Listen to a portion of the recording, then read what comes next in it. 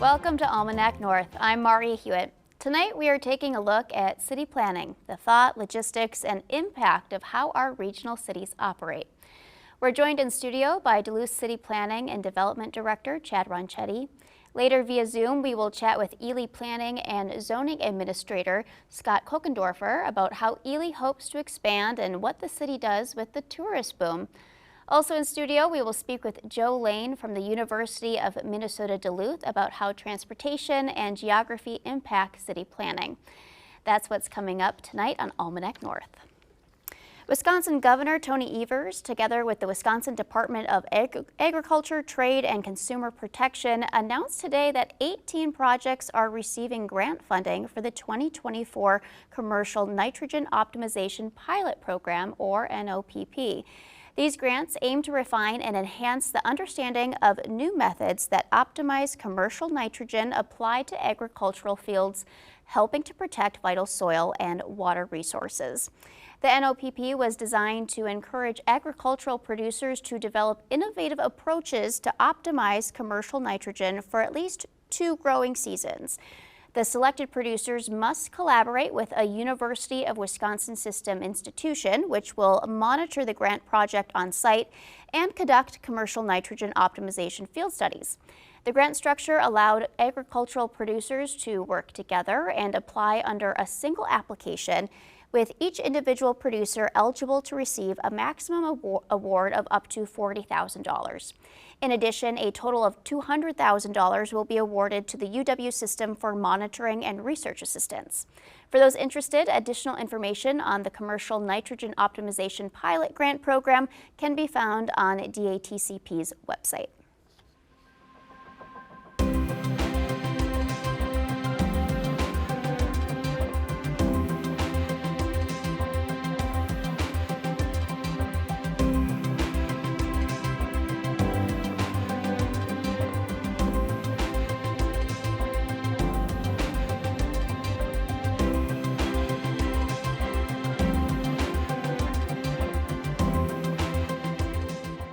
Now I'm joined in the studio with Chad Ronchetti, Director of Duluth City Planning and Economic Development Department. Thank you, Chad, for joining us tonight.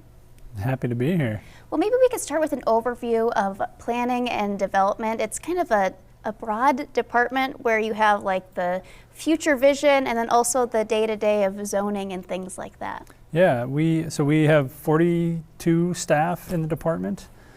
We cover a lot of ground. It all starts with the long-range planning at the very front end. The way I view the department is really a suite of service, so it's kind of like a continuum of services that happen. And at the front end is that long-range planning piece where we do a comprehensive plan. We go out into the community, we identify goals and objectives and the values of the community. And all of that input gets put into our comprehensive plan kind of as our guiding document for who we are as Duluth and what we value, and then we take that document and we use that to guide all of the decisions that we make going forward. From there, it kind of goes into community development and economic development. Community development is working with nonprofit partners, driving federal and state investment into disenfranchised communities, impoverished communities, and helping give them a leg up and help to break the cycle. And then economic development is about private investment and creating jobs and driving a good, solid business climate and those kinds of things. But both of them are about investment into the community. And from there it goes into planning, and that's where we use zoning code to help make sure that the investment is following the comprehensive plan and doing so in an orderly fashion. From there, it flips to state code, where we review actual construction plans to make sure that they're aligned with the state code, being built orderly and lawfully according to the state. Then we have construction inspections that make sure that what is being built is being constructed according to the approved plans. And hopefully at the end, we end up with a building and a certificate of occupancy that is really a physical manifestation of the values and objectives that we identified during that comprehensive plan. So many layers to planning. And many years of effort in some of these projects. So the city of Duluth is a very long city that's on a hill. You know, it's like, what, 27 miles by 3 miles wide. how does the unique geography and like topography of Duluth impact like urban planning and those decisions you make? Yeah, it's a great question. I like to think of Duluth as kind of the Chile of Lake Superior, right? We take up a huge swath of waterfront, and yet we're super thin, and we're on a major incline, and so that has impacts from bedrock to I think there's 42 streams or 43 streams that come down the hill. But it's also part of what creates a sense of place that we as Duluthians have come to love, and what makes us feel so connected to our community. But it does create challenges for development. If it's green in Duluth, it's probably granite, right? If it's or it's wetlands, or there's some other reason that it's not built. But you know, and it also complicates factors like viewshed. People want to build tall buildings in downtown and new tall buildings, but the people up the hill don't like that so much because there goes their view, right? Or it changes their view to be different. And so it certainly adds a certain dynamic, but I think that's part of the challenge that everybody loves in the department is helping to protect and keep the uniqueness of Duluth and its geography, while also investing in it and helping to grow it and make it a wonderful place to be. A hot topic for Duluth always tends to be housing, whether it be affordable or market rate. And we had Christy Stokes with Downtown Duluth on a few weeks ago, and she was talking about, you know, working on making more housing available downtown to have people there kind of reinvigorate the downtown. So what's in the works right now for housing downtown, but also in our very long city to hit both ends? Yeah, the downtown core is a priority for Mayor Reinert, a priority for this administration, and the downtown post-COVID has been really tough just all across the country. So we are hyper focused on the downtown. You know, not to alienate our northern and western neighbors, of course, but downtown is the beating heart of our community, and if you don't have a healthy beating heart, then you don't have a healthy, sustainable future. So for housing, I firmly believe, and I think Mayor Reinert does as well, that having housing in the downtown is the answer. We've seen that play out across the country in other successful downtown revitalizations. So getting those roofs before we invest in retail, because the retail tends to follow the roofs. So if we can drive residents down there. We just had the Zenith open up, which is the old Central High School in downtown. There's 120 some units, I think, in that building. We've got a couple more large projects planned for the redevelopment of First Street, which I'm super excited about. There's 170 units planned for that. Mayor Reinert is huge on finding ownership options. Finding ownership options is a little bit difficult in a high density area like a downtown, but it's definitely a top priority for us. And what are the city's long-term goals? A final question to leave us with here for urban development, and how does that kind of align with the overall vision of Duluth? Yeah, the long-term goal is increased tax base. Of course, we're a long linear community, like you mentioned, but we're built to accommodate 120 to 130,000 people, and so with a population of 87,000 people, it's tough to afford to keep that infrastructure up to date and functional. So sustainable tax base is important, but also being mindful of our community and again protecting that sense of what Duluth is and the feeling. So yeah. Wonderful. Well, Chad, thank you so much for joining us tonight. Of course. Thank you for having me.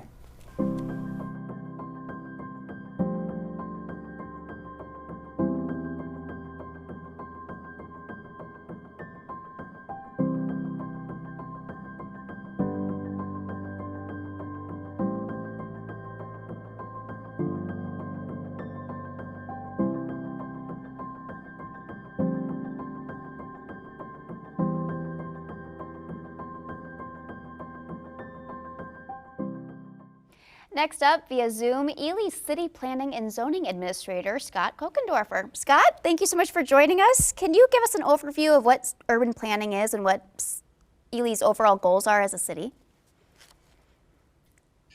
Yeah, Ely's current urban planning and development strategies. We currently use, or we have a city comprehensive plan that we use to follow. The comprehensive plan isn't required from a city our size, but the city has brought it upon themselves many years ago to come up with this comprehensive plan to help guide the development of the community and, like I said, really use it as a guide to take the city where they want it to go. And we've seen a lot of inquiries, for businesses or our biggest challenge as far as any community right now, housing. And so just expanding where housing's allowed, especially public housing and things like that, making it more accessible for people to build houses or build the housing developments, as well as businesses. Again, the needs of businesses have expanded over the years. So there's, sometimes people might call and ask if, hey, I want to build this business or have this business in town. Is it allowed? And it may or may not be on our list.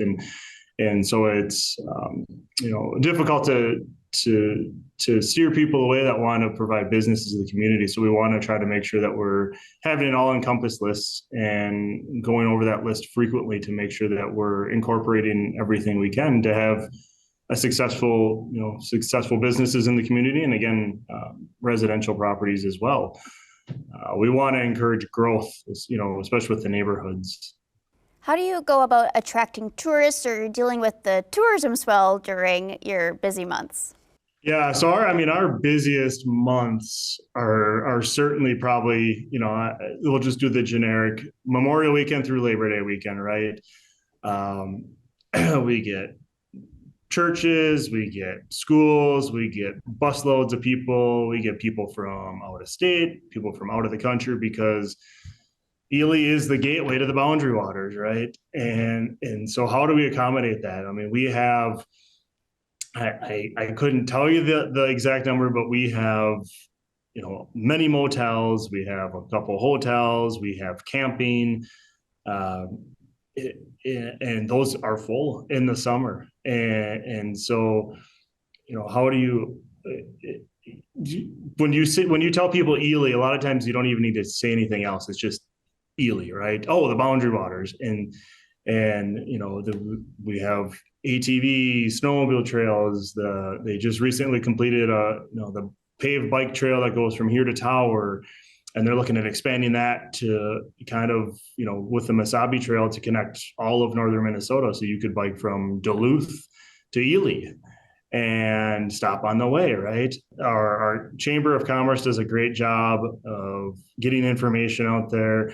The other big thing that the Ely community has is, civic organizations. The city doesn't really have to even put on a lot of these events. There are so many organizations that come to the city that want to put events on, and they are nonstop, from, May through September, even into October. And, like you said, that the population of the town probably doubles, if not triples. And, everybody's inviting. We find room for everybody. What efforts have you put forth to attract new businesses to Ely? Sure. I think the biggest benefit that we've had in the last several years with projects coming through is making business owners aware that there is outside funding, because usually, funding is one of the biggest hurdles for businesses, especially you come into a town where a storefront maybe has sat vacant for many years, and there's the building's in disarray. There's going to be walls that need to be taken out, and that isn't, it's not cheap, especially nowadays. And they might have to run some water and things like that. So we've really, the IRRB, up in the Iron Range, the money from IRRB has really been a huge benefit for especially building restoration. So taking these buildings that again weren't being used and bringing them up to speed with the times, and still restoring them back to what they looked like, in the original 50 to 100 years ago. And so that it takes a burden off of somebody that, not only wants to start a business, because the financial obligation to start a business alone, can be substantial. So then when you're looking at, okay, what buildings do we have available? Oh, okay, well, I have to stick a lot of money into this. So if we can lessen the burden on that and get somebody into a usable space, that helps. What we kind of call our central business district, has really grown over the last several years. And, lots of times we have businesses on the bottom and maybe apartments on the top as well. And so having the ability to have businesses and residential spaces all in one is really huge. And yeah, just having those incentives for people to start a business here in Ely, and the community and the council is very supportive of businesses in Ely. And, What are the key challenges Ely is facing as you continue to plan your urban development? So I think our biggest infrastructure or development challenge is space. So Ely, a relatively small footprint as far as square miles. We're kind of in a rectangular box. And there is a need for that. Some of our open spaces are wetland. Some of them, again, with the terrain, are rocky, so they're not buildable. So we might have, you might look at a map and say, well, this is a really nice 40-acre site, until you actually go out there and try to walk it, and it's rocky and marshy, and you'd have to spend a lot of money to try to go in there and build. Like I said earlier, it's fortunate that the city does own a lot of land, and several years ago we annexed in some property to the west side of town, which is actually really close to the apartment development that I was talking about earlier. So we do have the ability to expand on that direction. And in the future, we've had some properties want to tie into city sewer and water. So we have annexed in some of those properties, because we do have a lot of properties that are really close to the city that are still on well water and septic. And so we provide that service of bringing them into city sewer and water. Well, Scott, thank you so much for joining us. We really appreciate it.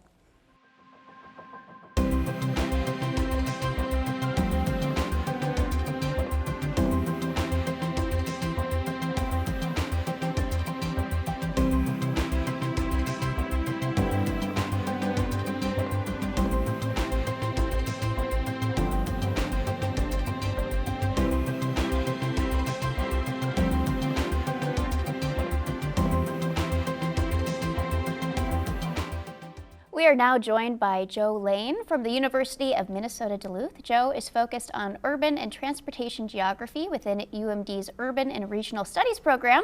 Joe, thank you so much for joining us. Thank you for having me. So urban and transportation geography, how does it fit into the puzzle of city planning? Well, transportation and transportation systems are a lot like arteries in your body. If the arteries get clogged, there's dire situations. So having a transit system that allows people to move in the city and move out of it, move around the city, and using multi-modes, it's going to make that more of a community. It's going to make the city more vibrant. And really, it's certainly unnecessary to have a functioning city. How do you highlight the need for that within your classes and to your students? What are kind of the elements of your classes and how you teach it? So we tend to look at kind of disincentives for driving alone, let's say commuting to work by yourself, and we try to focus on incentives for using multi-modes of transit and using public transit. So we like to focus on walkability of cities. In order to have a successful or a functioning transit system, you also have to consider going from your original location to the actual system. So you have to have sidewalks that connect people to the bus stations. You have to have bus stations to begin with. The bus stations must be well lit. You have to have people feel safe when they are attempting to take public transit. So much of what we look at is kind of from the city density kind of a perspective, and we focus on sort of getting people out of their car, looking at other ways in which they can they can get around. That really in turn would probably make them a lot healthier, and the community itself would also benefit. What are some of the key challenges cities face in terms of transportation and urban planning, and how can we address them? So cities like Duluth, medium to small size cities, they have issues with density. So if you look at, for example, downtown Duluth, it is a walkable area.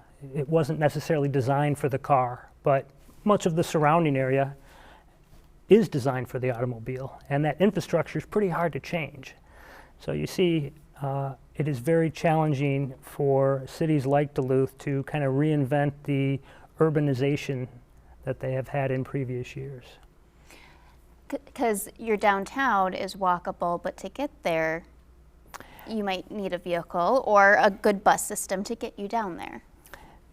In a lot of cases, the downtowns in many Midwestern cities are walkable, largely because they were constructed before the advent of the automobile.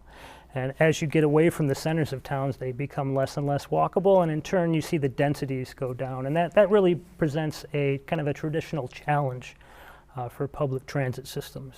How has COVID-19 impacted, urban transportation systems? So COVID-19 was a major challenge for transit systems, and we saw ridership really decrease during the pandemic. Being that we're a few years out from the pandemic now, we are seeing an increase in the ridership, and much of the response post-COVID has been positive, where we do see an increase in public transit ridership in most places. How do we incorporate considerations for like pedestrian and cyclist infrastructure and traffic in urban planning so that we're promoting active transportation? I think much of the design to promote active transportation would be related to parking. So if you have a city block that has good access for bikes, good access for pedestrians, and might still have good access for cars, but it's limited a bit, I think you would promote changing the stigma of public transit, where you would see people, realizing, hey, I could probably walk a couple of blocks and get on a bus than I would. It might be easier than spending time in my car and trying to find a parking spot and dealing with traffic. So I think the design of the city is really a big part of that. What are some challenges or opportunities you see in Duluth for urban transportation? So we have a unique design of a city. It's obviously very long and very narrow, and that does present benefits for a public transit system. I think with the relatively recent change in the Duluth Transit Authority, the buses, we have begun to kind of utilize single transit lines that provide increased frequency for certain routes. So based on kind of the design of Duluth being very unique, I think we have unique opportunities here. So because it's long, the buses are able to make trips back and forth? Most of the population of Duluth is spread out over a longer area, and it's not really very wide, very far from the lake. So having that density and kind of a relative line is going to be a benefit for transit, because in many cases people wouldn't have to walk as far to get to the system. Sure. And what do you think are the most important trends or developments in urban and transportation geography right now? Well, I feel I have to answer that with technology. Yeah. So a smartphone is almost vital for public transit systems in our society today.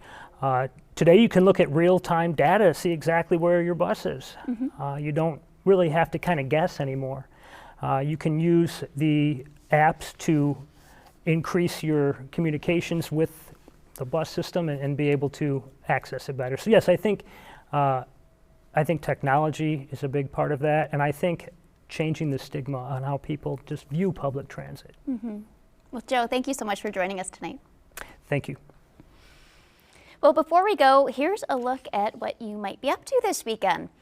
Running throughout the weekend at the Zeitgeist Arts Building is the 2024 Minnesota Film Festival. Guests can look forward to screenings, post-film conversations with filmmakers, producers, and talent, community events, networking opportunities, and more. Programming will feature a variety of local, national, and international films. The Mesabi Symphony Orchestra has 2 end-of-season performances coming up. Hear them perform Brahms' A German Requiem Saturday, April 6th at 7 p.m. at the Rock Ridge High School Performing Arts Center in Virginia, as well as Sunday, April 7th at 2 p.m. at the Moose Lake Community School. Ticket information is available online. And also running through the weekend is the Arrowhead Home and Builder Show at the Deck. The largest show of its kind in the region, it's the place to learn about the latest trends and technology for your home. The event also includes DIY seminars, face painting, and food and drinks. Tickets at the door are $12, $7 for 17 and under, and children 5 and under are free. Well, that's quite a lineup, and it's just a small slice of what's happening this weekend. I'm Maarja Hewitt. Thank you for joining us on Almanac North. I'll see you all next time. Good night.